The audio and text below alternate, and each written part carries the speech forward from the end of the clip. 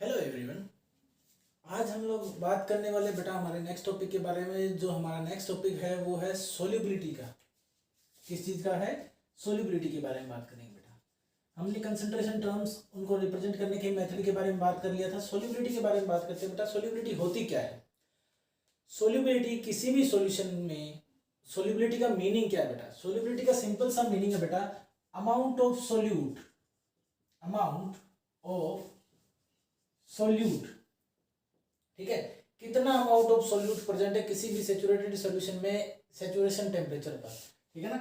Amount of solute present in A solution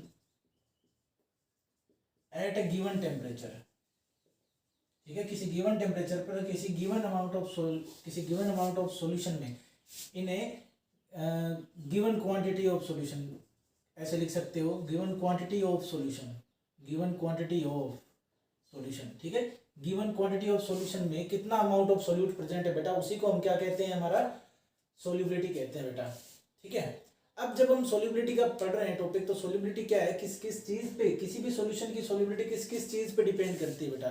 तो ये सबसे पहली चीज, ये nature of solute and solvent पे डिपेंड करती है। Nature of solute and solvent पे डिपेंड करती है बेटा, ठीक है।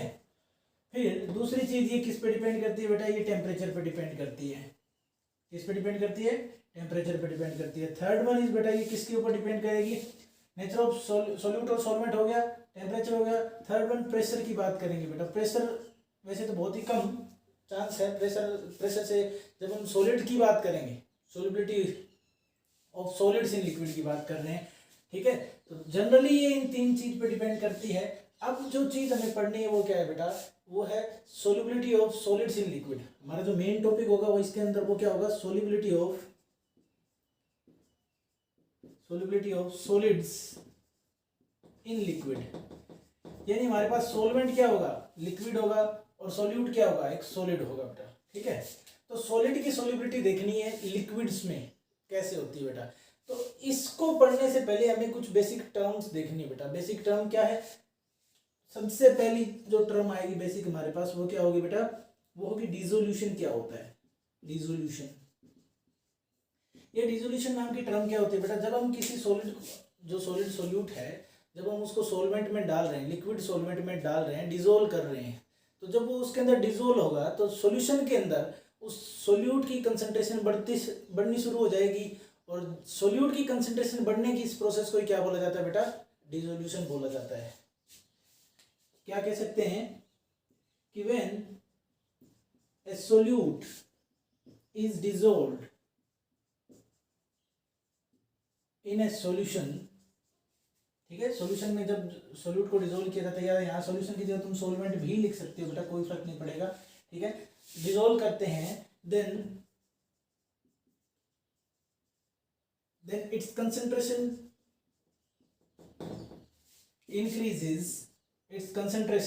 increases, and it is known as dissolution. और इसी प्रोसेस को क्या बोलते हैं बेटा? डिसोल्यूशन बोलते हैं। इस प्रोसेस को क्या बोलते हैं? डिसोल्यूशन बोलते हैं। कि जब हम सोल्यूट ऐड करते हैं सॉल्वेंट में या सॉल्यूशन में, तब जो सोल्यूट पार्टिकल्स होते हैं उनकी कंसंट्रेशन सॉल्यूशन में बढ़नी शुरू हो जाती है। तो उसी प्रोसेस को क्या बोला जाता है बेटा? डिसोल्यूशन बोला जाता है। कहने का मतलब क्या है? मान लो तुम्हारे पास वाटर है, वाटर के अंदर तुम लोग शुगर ऐड कर रहे हो या नमक NaCl ऐड कर रहे हो, तो तुमने थोड़ा सा अमाउंट डाला उसका, पहले तो उसमें नमक था ही नहीं, या चीनी थी नहीं, शुगर थी नहीं। अब तुमने कुछ अमाउंट डाला, उसको डिसॉल्व कर दिया, तो वो उसके अंदर घुल गया और डिसॉल्व हो गया, और उसकी कंसंट्रेशन, किसकी? सोल्यूट पार्टिकल की कंसंट्रेशन। हम सॉलिड की बात करें तो NaCl और शुगर दोनों ही सॉल्यूट है, ठीक है। तो सॉलिड सोल्यूट की बात करें तो सॉलिड सोल्यूट है, उसकी कंसंट्रेशन सॉल्यूशन में क्या होती चली जाएगी बेटा? बढ़ती चली जाएगी, ठीक है। फिर एक पॉइंट ऐसा आएगा कि किसी गिवन टेम्परेचर पर, एक गिवन टेम्परेचर पर अब अगर हम और सोल्यूट डालें तो वो उसमें डिसॉल्व नहीं होगा सॉल्यूशन में, मतलब उसकी डिसोल्यूशन कैपेसिटी खत्म हो जाएगी। उसके बाद क्या होगा? मान लो हमने एक पिंच भी अगर NaCl और डाला है, एक पिंच नमक और डाला है सॉल्यूशन में, तो वो डिसॉल्व नहीं होगा। वो एक पिंच नमक के पार्टिकल हमें सॉलिड फॉर्म में ही देखने को मिल जाएंगे सॉल्यूशन के अंदर। तो इस प्रोसेस को क्या बोलते हैं बेटा? क्रिस्टलाइजेशन बोलते हैं। क्रिस्टलाइजेशन का मतलब क्या होता है कि जब हम एडिड सोल्यूट होता है, जो सॉलिड सोल्यूट है, वो सॉलिड पार्टिकल्स के साथ, जो सॉल्यूट पार्टिकल डिसॉल्व है ना, वो सॉलिड पार्टिकल जो हमने ऐड किया उनके साथ क्या करेंगे? कोलिजन करेंगे, कोलाइड करेंगे, और उनके कोलिजन की वजह से क्या होगा, प्रेसिपिटेशन हो जाएगा। किसका, जो सॉलिड पार्टिकल्स होंगे, सोल्यूट जो डिसोल्व नहीं हो पाएंगे, वो क्या होंगे, अपनी ओरिजिनल फॉर्म में वापस आ जाएंगे, और इस प्रोसेस को क्या बोलते हैं बेटा, क्रिस्टलाइजेशन बोलते हैं। तो सेकंड टर्म हमारे पास क्या है बेटा, क्रिस्टलाइजेशन है। क्रिस्टलाइजेशन है सेकंड टर्म हमारे पास। क्रिस्टलाइजेशन का मतलब क्या है कि when added solid particles collide with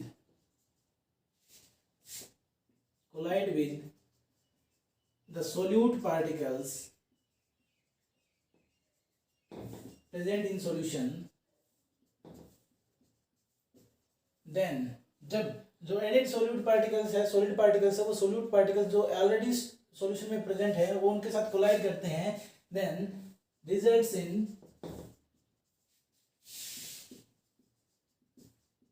precipitation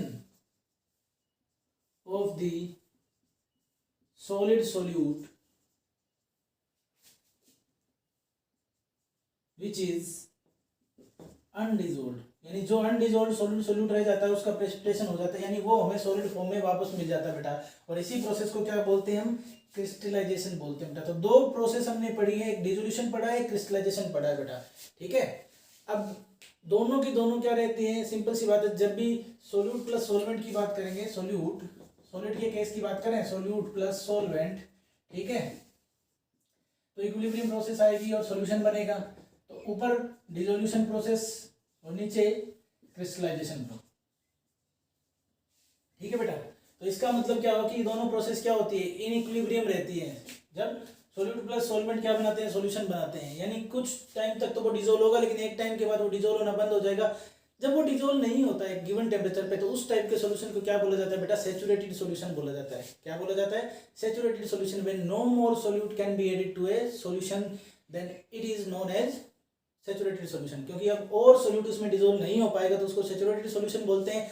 और अगर और सॉल्यूट डाल दिया तो वो क्या हो जाता है, प्रेसिपिटेट आउट हो जाता है, अपनी ओरिजिनल फॉर्म में, सॉलिड फॉर्म में आ जाता है। इसी प्रोसेस को क्या बोलते हैं बेटा, क्रिस्टलाइजेशन बोलते हैं, ठीक है। अब हम बात करते हैं बेटा कि कौन कौन से फैक्टर हैं जो अफेक्ट करते हैं किसकी, solubility of solid in liquids. तो फैक्टर्स अफेक्टिंग लिख रहे हैं बेटा, factors affecting solubility of solid in liquid, यानी सॉलिड की लिक्विड में सॉल्युबिलिटी को कौन कौन से फैक्टर अफेक्ट करते हैं। सबसे पहला फैक्टर है बेटा nature of solute and solvent, nature of solute and solvent. तो सिंपल सी बात है बेटा, केमिस्ट्री का एक बेसिक रूल होता है लाइक डिसोल्व लाइक। क्या होता है, लाइक डिसोल्व लाइक, ठीक है। ये केमिस्ट्री का एक बेसिक रूल है बेटा, लाइक डिसोल्व लाइक। जब भी सॉल्यूशंस के बारे में बात करोगे तो ऐसे सॉल्यूशंस जो पोलर नेचर के होते हैं। अब सिंपल सी बात है, पोलर नेचर का मतलब क्या होता है, आयनिक कंपाउंड होंगे वो हमेशा आयनिक सॉल्यूशन में ही डिसोल्व होंगे। तो जैसे मैं बात करता हूँ NaCl की, तो NaCl हमें पता है Na+Cl- की फॉर्म में होता है बेटा, आयनिक कंपाउंड होता है। ये डिसोल्व किस में होगा, ये ऐसे ही कंपाउंड में डिसोल्व होगा जिसके अंदर पोलैरिटी प्रेजेंट हो। पोलैरिटी कब प्रेजेंट होती है बेटा, जब उनके अंदर इलेक्ट्रोनेगेटिविटी डिफरेंस आता है, जैसे कि NaCl में है ऐसे ही। तो वाटर मॉलिक्यूल हमें पता है वाटर मॉलिक्यूल की स्ट्रक्चर कैसी होती है बेटा, इसके ऊपर पार्शियल डाई नेगेटिव चार्ज होता है ऑक्सीजन के ऊपर, और हाइड्रोजन के ऊपर पार्शियल पॉजिटिव चार्ज होता है बेटा, ठीक है।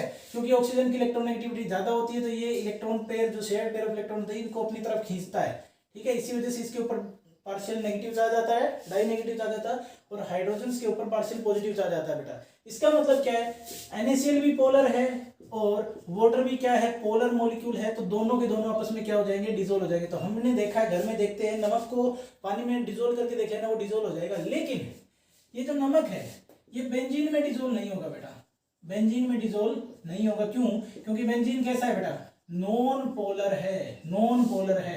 तो इसका मतलब क्या हुआ कि पोलर सॉल्यूट कभी भी नॉन पोलर सॉल्वेंट में डिसोल्व नहीं होगा, पोलर हमेशा पोलर सॉल्वेंट में ही डिसोल्व होगा। तो सिंपल सी बात है, जो पोलर है वो पोलर में डिसोल्व होगा, जो नॉन पोलर है वो नॉन पोलर में डिसोल्व होगा। यानी नेचर कैसा होना चाहिए, सेम होना चाहिए सॉल्यूट और सॉल्वेंट का, सेम नेचर के होना चाहिए। या तो दोनों ही पोलर होने चाहिए या दोनों ही नॉन पोलर होने चाहिए, तभी वो आपस में डिसोल्व होंगे बेटा। तो सोल्युबिलिटी इफेक्ट कब, सोल्युबिलिटी का सबसे पहला इफेक्ट किस में होता है बेटा, सॉल्यूट और सॉल्वेंट के नेचर पे होता है बेटा, उस पर डिपेंड करती है सोल्युबिलिटी, ठीक है। अगर दोनों पोलर है तो डिजोल्व हो जाएंगे, अगर दोनों नॉन पोलर है तो भी डिजोल्व हो जाएंगे, लेकिन एक पोलर एक नॉन पोलर है, दोनों में से कोई सा भी तो डिजोल्व नहीं होगा बेटा, सोल्यूबिलिटी उसमें बिल्कुल भी शो नहीं होगी। ठीक है, उसके बाद बात करते हैं बेटा सेकंड टॉपिक जो है हमारा वो है टेम्परेचर वाला, कि टेम्परेचर पे कैसे डिपेंड करती है सोल्यूबिलिटी। तो इसमें 3 पार्ट आते हैं बेटा, टेम्परेचर पे कैसे डिपेंड करती है। कोई पर्टिकुलर एग्जांपल, अलग अलग टाइप के सॉलिड्स हैं, अलग अलग सोल्यूट हैं, वो अलग अलग सोल्यूबिलिटी शो करते हैं।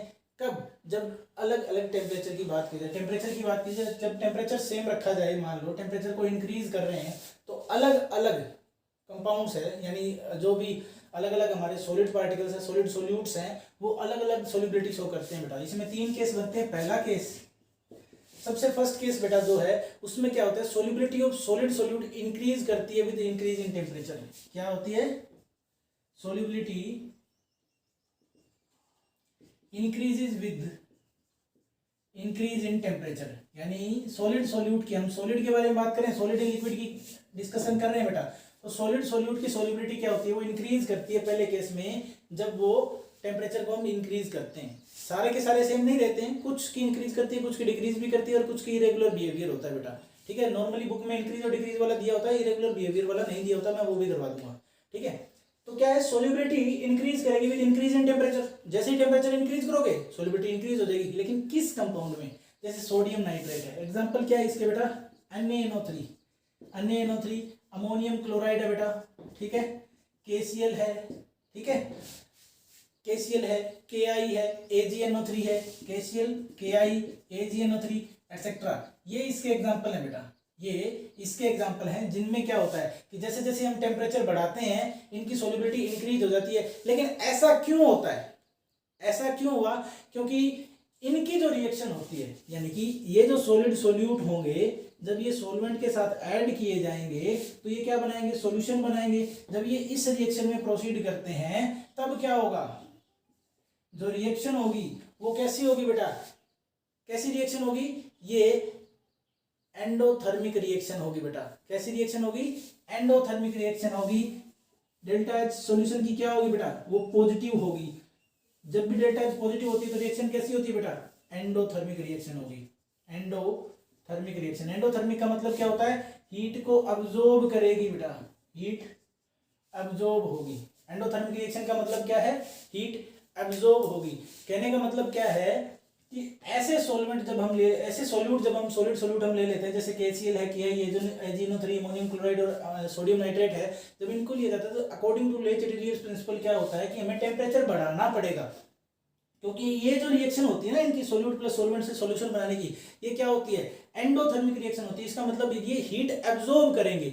इनका मतलब इनको डिसोल्व होने के लिए बाहर से हीट चाहिए, और जब हीट अब्जॉर्ब करेंगे तब जाके डिसोल्व होंगे ना। तो हीट अब्जॉर्ब करने के लिए हमें बाहर क्या करना पड़ेगा? टेम्परेचर को बढ़ाना पड़ेगा, तभी तो ये और ज्यादा हीट अब्जॉर्ब करेंगे और इनकी सोल्यूबिलिटी क्या हो जाएगी बेटा? इंक्रीज हो जाएगी। तो पहला केस तो बेटा यही है कि सोल्यूबिलिटी इंक्रीज करती है with increase in temperature. Second case क्या है बेटा हमारे पास?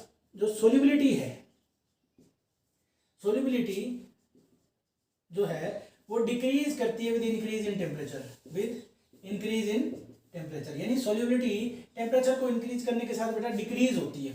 अब इसके बारे में बात करते हैं बेटा। इसके एग्जांपल क्या है? लिथियम सल्फेट इसका सबसे बढ़िया एग्जांपल है, और सीरियम सल्फेट। लिथियम सल्फेट और cerium sulphate, Li2SO4 and Ce2SO4 whole thrice.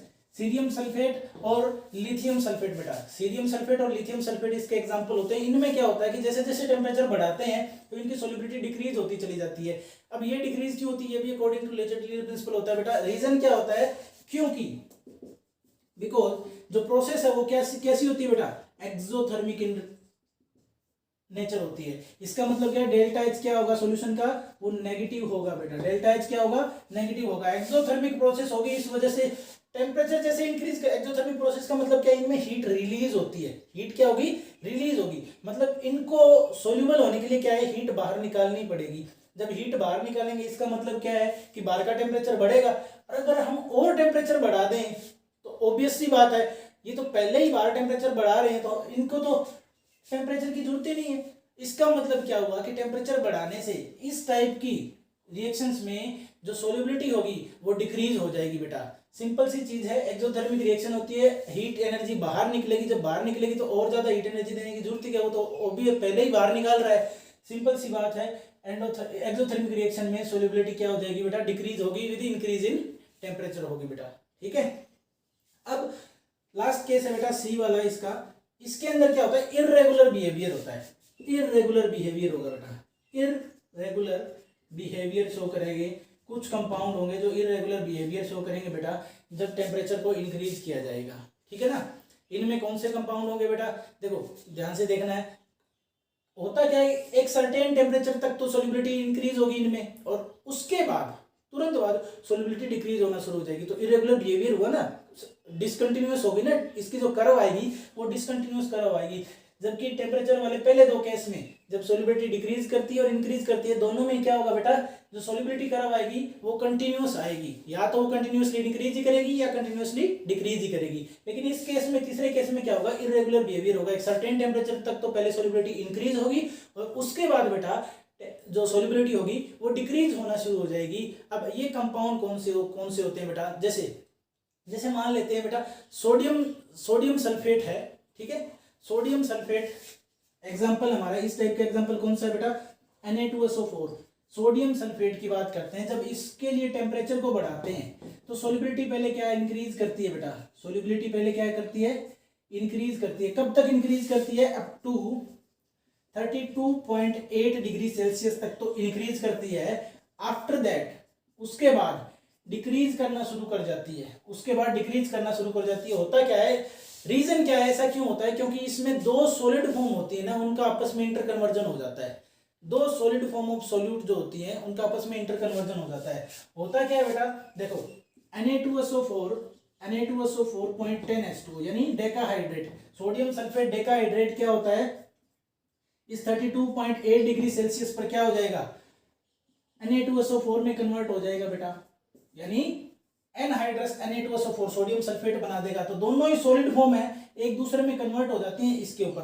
तो अबाउट 32.8 डिग्री सेल्सियस तो Na2SO4.10H2O ये रहेगी, और sorry below 32.8 degree Celsius Na2SO4.10H2O present रहेगा सॉलिड फॉर्म में, और इसके अबव 32.8 डिग्री सेल्सियस के अबव क्या रहेगा, सोडियम सल्फेट एनहाइड्रस प्रेजेंट रहेगा, वो भी सॉलिड फॉर्म में। अब दोनों ही सॉलिड फॉर्म में प्रेजेंट है, इसीलिए क्या होता है कि पहले तो सोल्युबिलिटी क्या करती है, इंक्रीज करती है, उसके बाद बेटा सोल्युबिलिटी डिक्रीज कर जाती है, ठीक है। उसके बाद बेटा बात करते हैं कि प्रेशर का क्या इफेक्ट होता है। सिंपल सी चीज है, प्रेशर का इफेक्ट बहुत ही नेग्लेजिबल इफेक्ट होता है बेटा, प्रेशर का नेग्लेजिबल इफेक्ट होता है किसके ऊपर, solubility of A solid in liquid के ऊपर बेटा।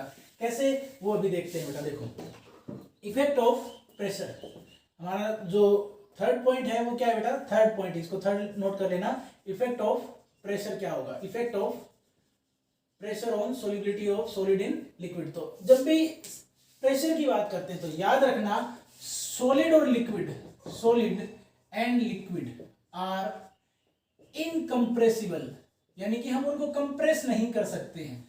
वो क्या होते हैं, सॉलिड तो बहुत ही हार्ड होता है।